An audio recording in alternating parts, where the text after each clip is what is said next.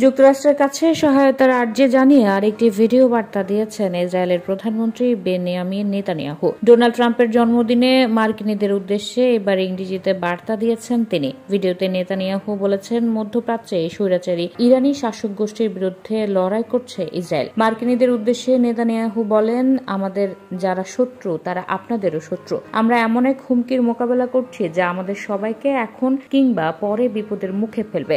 তিনি বলেন, যুক্তরাষ্ট্রের প্রেসিডেন্ট ডোনাল্ড ট্রাম্প, আমেরিকান জনগণ এবং বিশ্বের আরও অনেকের স্পষ্ট সমর্থনে ইরানের বিরুদ্ধে এই পদক্ষেপ নিচ্ছে ইসরায়েল। এদিকে দখলদার ইসরায়েল প্রধানমন্ত্রী বেনিয়ামিন নেতানিয়াহুর একটি বাংকারে অবস্থান করছেন। সেখানে তিনি ইসরায়েলি উচ্চপদস্থ কর্মকর্তাদের সঙ্গে পরবর্তী করণীয় নিয়ে আলোচনা করছেন। যুক্তরাষ্ট্র, ইরান ও ইসরায়েলের এই সংঘাতে এখনও সরাসরি জড়িত হননি। তবে নেতানিয়াহুর বক্তব্যের মাধ্যমে স্পষ্ট হয়েছে, তিনি চান তাদের সঙ্গে ইরানের বিরুদ্ধে লড়াইয়ে মার্কিনীরা শামিল হোক।